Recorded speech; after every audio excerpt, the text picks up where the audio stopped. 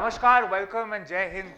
इस chat with Rohan के खास एपिसोड में आपका बहुत बहुत स्वागत है। आज हमारे मेहमान श्री सज्जन सिंह यादव जी के बारे में मैं क्या ही बताऊं। जिस वर्ष में मैं पैदा हुआ उस वर्ष में ये यूपीएससी लिख रहे थे। इन्होंने एमबीए की, एमपीए की, पीएचडी की और अब देश के वित्तीय वातावरण को संभालते हैं। Additional secretary department of expenditure revenue में है। इन्होंने किताब लिखी है प्रेरणा देने के लिए देश के युवाओं को। तो आज उस किताब से और कुछ सामाजिक जुड़े हुए सवाल हम सज्जन सिंह यादव जी से पूछेंगे। सर, सबसे पहले तो मैं ये कहना चाहूँगा, आपकी किताब जब मैं पढ़ रहा था मेरे रोंगटे खड़े हो गए, मेरी आंखें भर आईं। आपको शायद ये पता नहीं होगा, मगर इस देश में कई ऐसे लोग हैं जो ऐसे वर्गों से आते हैं कि वो सुविधाएं जो हमें मिली प्राप्त नहीं कर पाते आसानी से।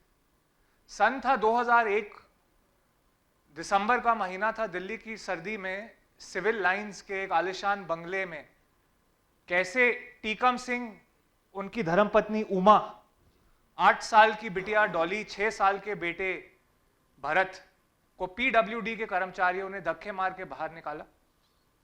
ये घर मिस्टर पीवी जयकृष्ण, दिल्ली के चीफ सेक्रेटरी का था। ये लोग उनके सेवक थे।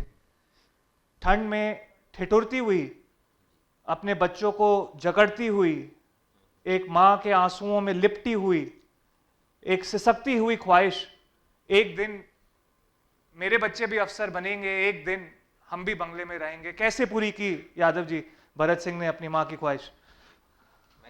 प्लीज।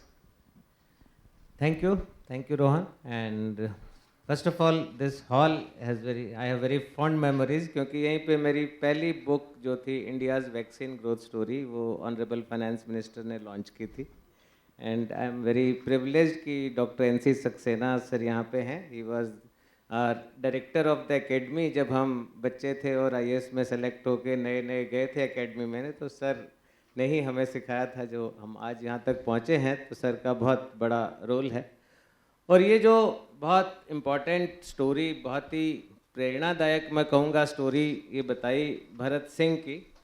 और मैं एक चीज़ जोड़ूंगा, इसमें मेरा एक पर्सनल टच भी है कि भरत सिंह जब उस घर से निकला जो डिस्क्राइब किया आपने, तो फिर वो हमारे घर में ही आए थे। So Bharat is son of our domestic help. वो जब वो चीफ सेक्रेटरी रिटायर हो गए थे तो जो सर्वेंट क्वार्टर होते हैं बंगलों के साथ अटैच्ड, उनमें ये रहता था बच्चा, छोटा था तब बहुत। और ये रूल है कि जब मेन बंगलो खाली है तो सर्वेंट क्वार्टर भी खाली करना पड़ेगा। तो उन्होंने बहुत रिक्वेस्ट की उमा ने, टिक्कम ने, कि हमें रहने दिया जाए, नए चीफ सेक्रेटरी आने वाले हैं कुछ दिन में। पर ऑब्वियसली रूल का हवाला दे के नहीं सुना गया और वो बच्चा फिर वहाँ से दूसरे सर्वेंट क्वार्टर में पहुँच गया जो कि हमारे यहाँ पे था। पर इसका बहुत ही रेजिलियंस की स्टोरी है, बहुत डिटर्मिनेशन की स्टोरी है उसकी, क्योंकि हर स्टेज पे संघर्ष था। पहले गवर्नमेंट स्कूल में पढ़ा, फिर एक राइट टू इन्फॉर्मेशन एक्ट आया जिसमें कि बच्चों को कुछ जो इलीट स्कूल्स हैं उसमें भी दरवाजे खुले गरीब बच्चों के लिए कि आप भी पढ़ सकते हैं। उसके तहत उसको संस्कृति स्कूल में, जहाँ की टिक्कम सिंह उसके फादर अभी भी पियोन हैं, वहाँ पे वो बच्चे का एडमिशन हुआ। खुशी की बात है, लेकिन बच्चे के लिए बहुत मुश्किल भी है एडजस्ट होना। एक इलीट क्लास के बच्चे जहाँ पे वो IAS, IPS, ministers, army officers के बच्चे हैं, और एक ये बच्चा गवर्नमेंट स्कूल से जिसको कि बालों में खूब सारा तेल लगा के, आंखों में काजल डाल के माँ भेजती थी स्कूल में बहुत खुश होके, वो बच्चा वहाँ जाके बहुत प्रताड़ित होता था। उसको बिल्कुल अलग, वो 3-4 ईडब्ल्यूएस के बच्चे शुरू में अलग बैठते थे, उनको बहुत बुलिंग की जाती थी, बहुत उनका हरासमेंट भी होता था बच्चों से, नॉर्मल है। और दूसरा बड़ा चैलेंज लैंग्वेज, हिंदी ही आती थी। सरकारी स्कूल में तो हिंदी में ही पढ़ते हैं, वहाँ तो हिंदी कोई बोलता नहीं है। इंस्ट्रक्शंस इंग्लिश में, एग्जामिनेशन इंग्लिश में, ओरल एग्ज़ाम इंग्लिश में। तो बच्चा कांपता था इंग्लिश का ओरल जिस दिन होता था उससे पहले एक दिन, कि मैं कैसे क्या बोलूँगा। लेकिन उस माहौल में एडजस्ट किया। बाकी ईडब्ल्यूएस के बच्चे चले गए, एक एक करके छोड़ के चले गए, एडजस्ट नहीं कर पाए। ये बच्चा डटा रहा, इसने हिम्मत दिखाई और धीरे धीरे एसिमिलेट हो गया उसी में। अब तो उसके वही बच्चे जो उस समय बुलिंग करते थे बहुत अच्छे दोस्त हैं। तो ये धीरे धीरे क्लास 9 तक आते आते 3 साल लगा और एसिमुलेट हो गया, आगे बढ़ा, इंजीनियरिंग कॉलेज में गया, DTU में।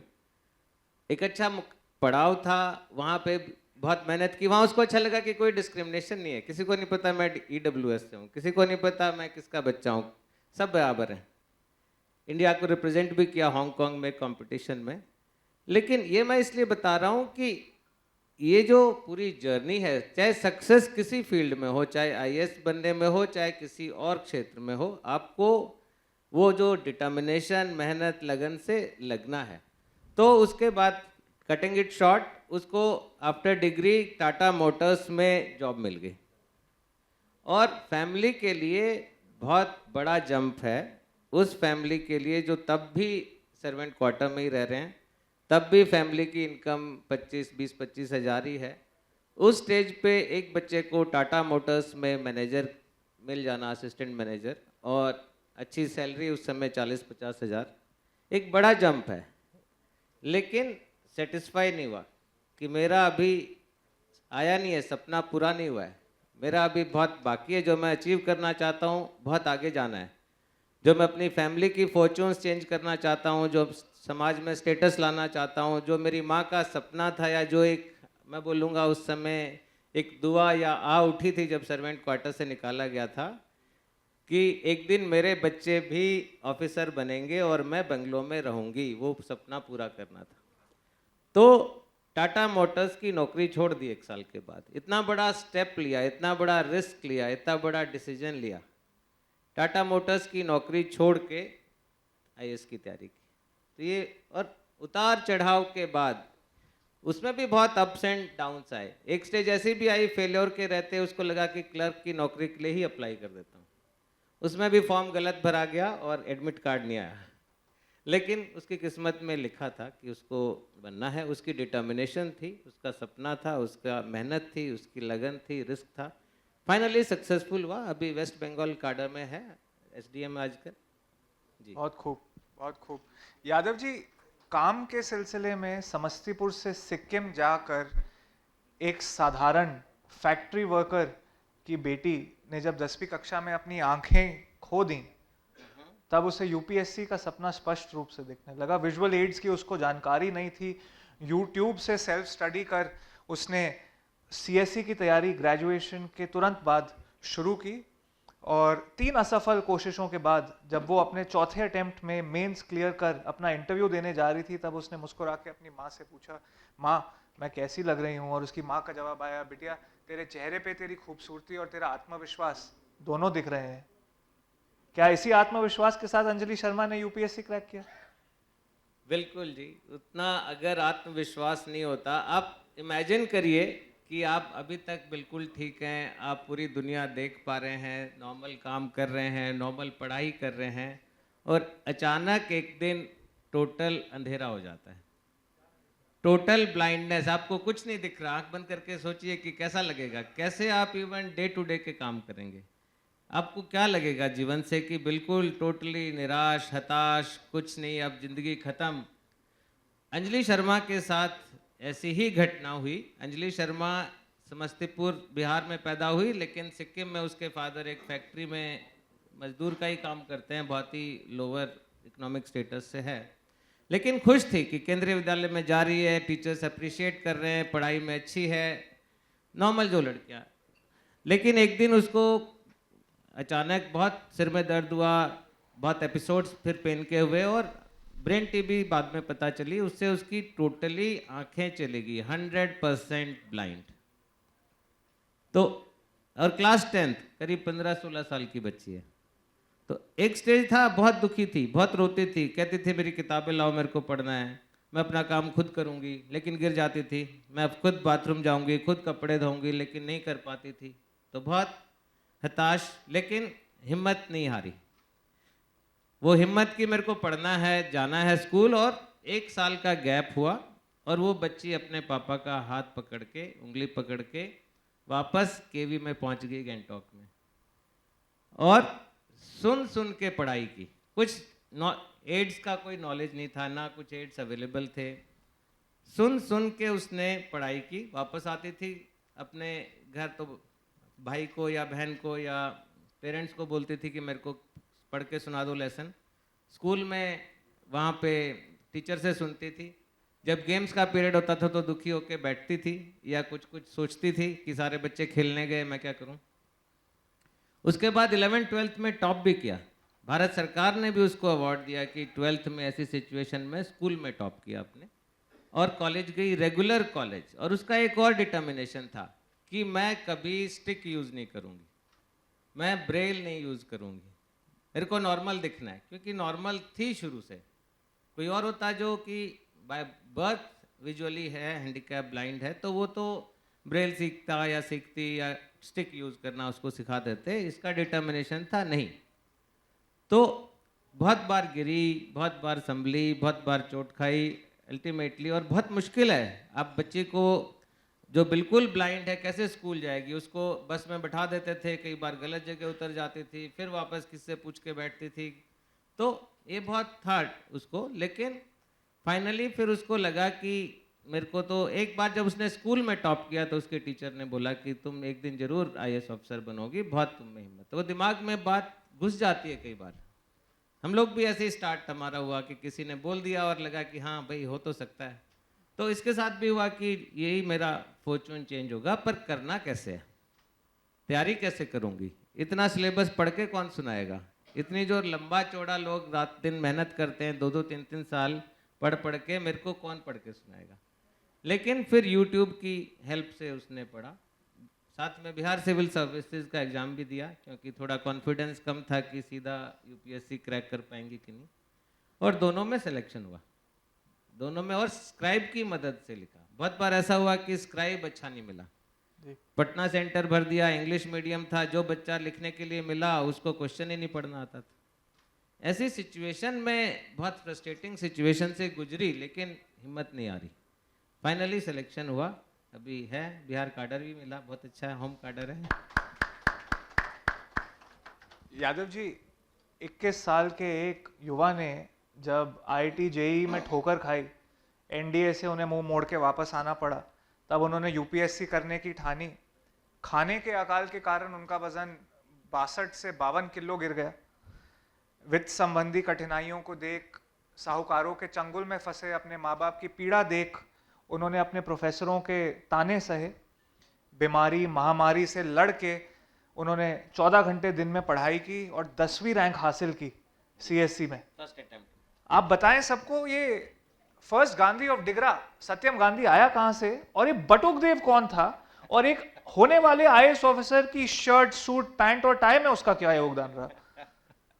देखिए, पहले तो गांधी, सत्यम गांधी कोई वैसे कोई इसके परिवार का नाम गांधी नहीं है। वो बहुत सीधा बच्चा है। उस समय और सीधा था, बचपन में अपने मामा के घर काफ़ी टाइम रहता था। तो उसकी मामी ने उसको बोला कि देखो ये ना बिल्कुल गांधी बाबा जैसा है, ये बिल्कुल मैं जो देती हूँ खा लेता है, करेला भी देती हूँ तो हंस के खा लेता है, तो मैं इसको गांधी बुलाती हूँ। और उस चक्कर में वो सबसे पहला गांधी बन गया अपने गाँव में। उस गांधी सरनेम उसको बहुत अच्छा लगा। और बुटुक देव जो है, वो ऐसे बुटुक देव बहुत सारे गाँव में मिल जाते हैं आपको, जो बहुत शोषण करते हैं लोगों का, मैं कहूँगा, जो कि उनकी ज़रूरतों का फ़ायदा उठाते हैं और 24% या 36% इंटरेस्ट रेट पे वो पैसा देते हैं, इतना। और इसके साथ भी यही हुआ सत्यम गांधी के साथ, रोहन। सत्यम गांधी के पापा बहुत ही नॉर्मल, एक वहाँ पे यूनिवर्सिटी में पियोन असिस्टेंट का काम करते हैं।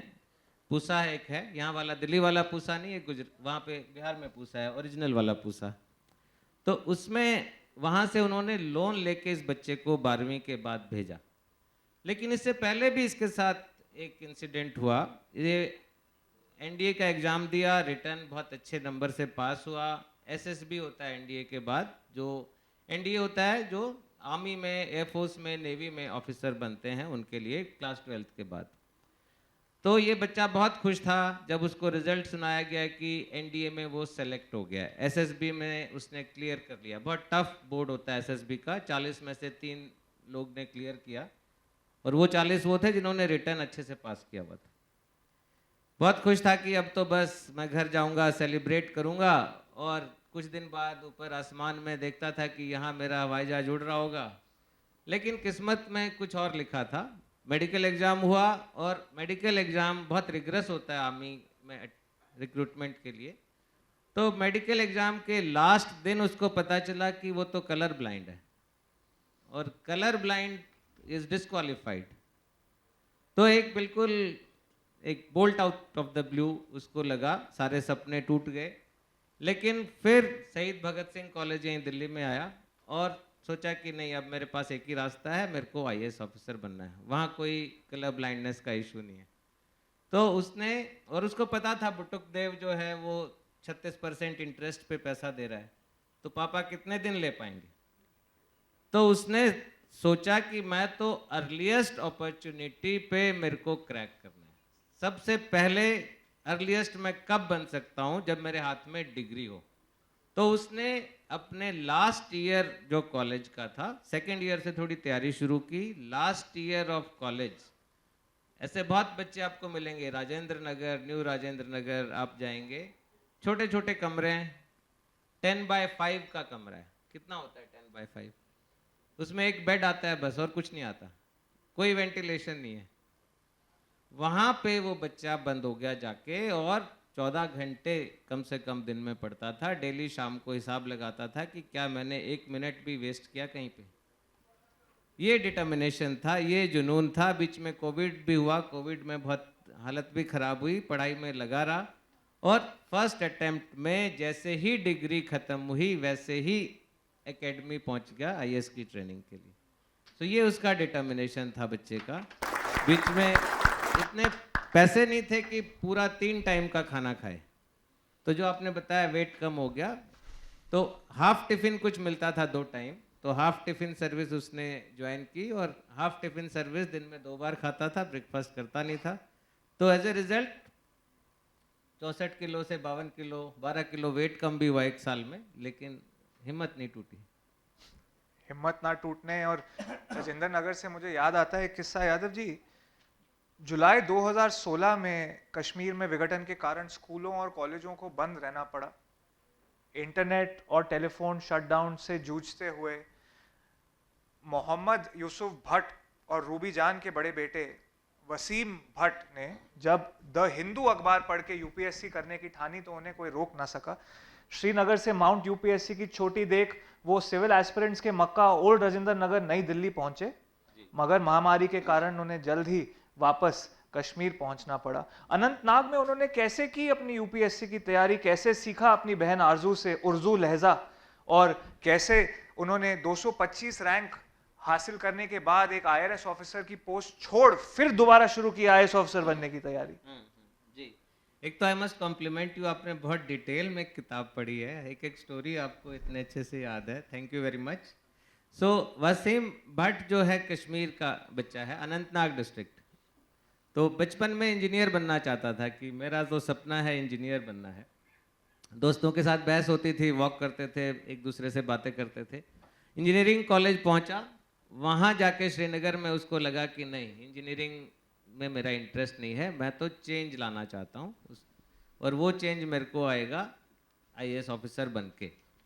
दूसरा, उसमें मोटिवेशन के लिए जो 2 कश्मीरी ऑफिसर हैं वो उसके कॉलेज में वैसे आए थे, तो उनकी बातें सुनी, उससे जाना कि क्या होता है सर्विस, कितना क्या रिस्पॉन्सिबिलिटी होती है, क्या अपॉर्चुनिटीज़ होती हैं।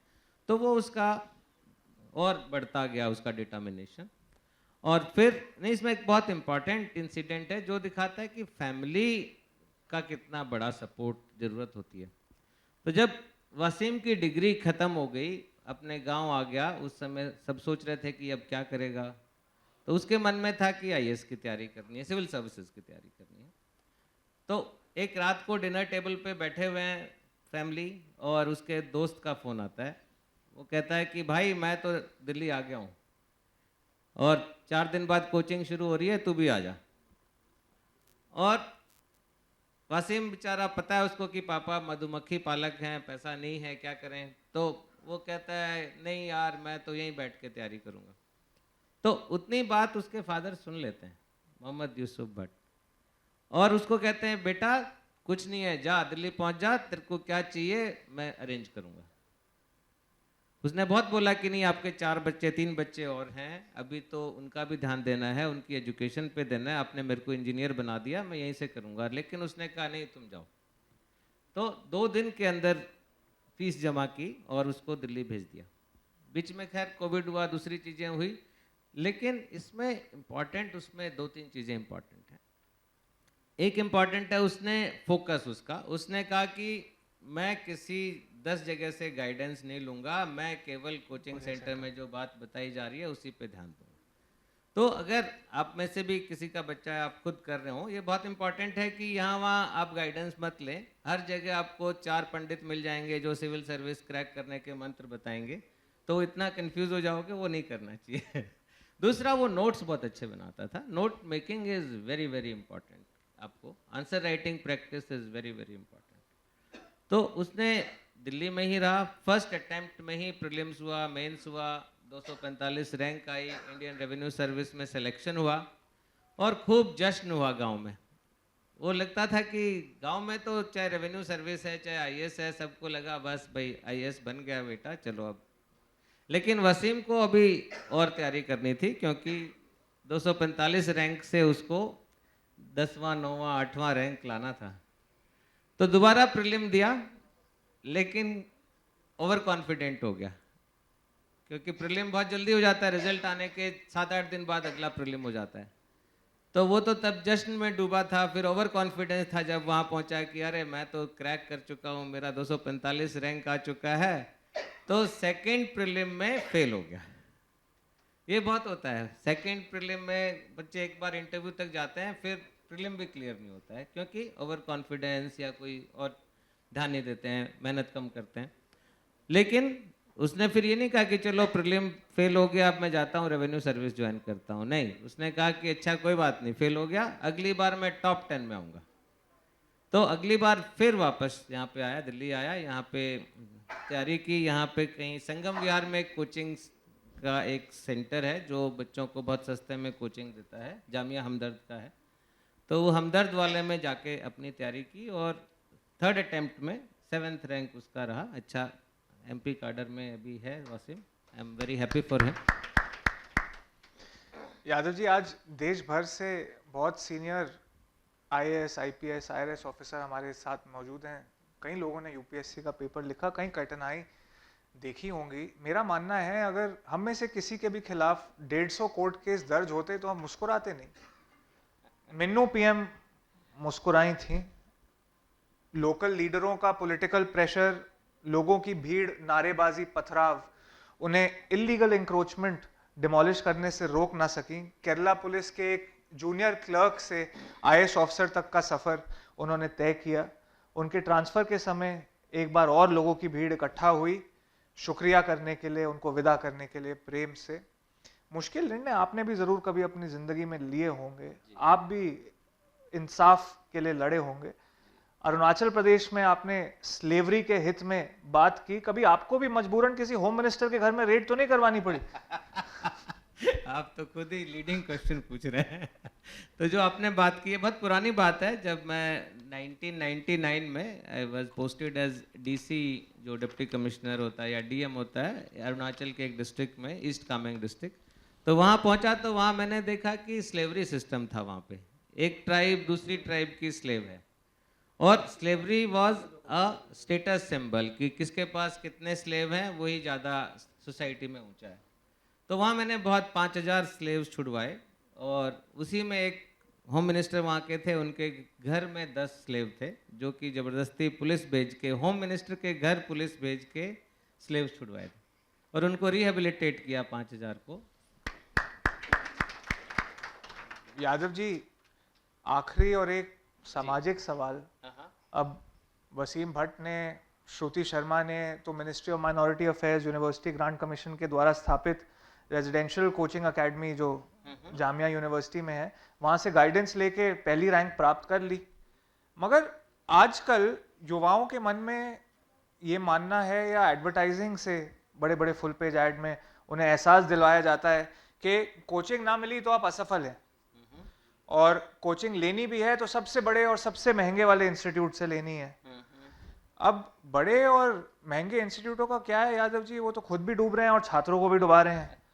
तो युवाओं का भविष्य और सुरक्षा मद्देनजर रखते हुए आपके टाइम पे भी कोचिंग इंस्टीट्यूट हुआ करते होंगे, कोचिंग नहीं लेनी या लेनी है, इसका निर्णय आपने भी लिया होगा। आप देश के युवा को कुछ मैसेज भेजना चाहेंगे? मैं कहना चाहूँगा कि देखिए, आईएएस या सिविल सर्विस क्रैक करने के लिए यूपीएससी, माउंट यूपीएससी स्केल करने के लिए कोचिंग की ज़रूरत नहीं है। कोचिंग जो है ठीक है, आपका थोड़ा गाइडेंस मिल जाती है, थोड़ा फोकस हो जाता है, लेकिन अगर आप सही तरीके से तैयारी करें, डिटरमाइंड होकर तैयारी करें, तो बिना कोचिंग के बहुत बच्चे सेलेक्ट होते हैं। मैं भी उनमें से एक हूँ। मैंने कोचिंग नहीं ली। मैं हिसार में अपने कॉलेज हॉस्टल में पढ़ता था। वहाँ कोई कोचिंग यहाँ भी नहीं थी, वहाँ भी नहीं थी, ना मेरे पेरेंट्स अफोर्ड कर सकते। और इसमें भी आपने देखा होगा, अंजलि ने कोई कोचिंग नहीं ली, लेकिन अंजलि का सिलेक्शन हुआ। और जिन्होंने बच्चों ने कोचिंग भी लिया, आप स्टोरी में पढ़ेंगे, उनको भी बाद में लगा कि कोचिंग में बहुत टाइम भी वेस्ट होता है। श्रुति शर्मा की आप स्टोरी पढ़िए, उसको लगा कि ये क्या है। एक बार सेम क्लास में वो दोबारा चली गई तो बहुत ही मैकेनिकल है कि वहीं पे सेम टाइम पे सेम जोक सुनाए जा रहे हैं। जो एक टॉपिक 10 मिनट में कवर हो सकता है, उसमें पूरा घंटा लग रहा है। तो कोचिंग बहुत सोच समझ के और बहुत सेलेक्टेड वे में अगर आपको लेनी है तो भी बहुत सेलेक्टेड वे में लेनी है, नहीं तो बिल्कुल कोचिंग के चक्कर में नहीं पढ़ना चाहिए। सेल्फ स्टडी से आजकल गाइडेंस अवेलेबल है, सेल्फ स्टडी से आप टॉप कर सकते हैं। यादव जी, जाते जाते इस किताब पे अगर आपका ऑटोग्राफ मिल जाता जी जी जी।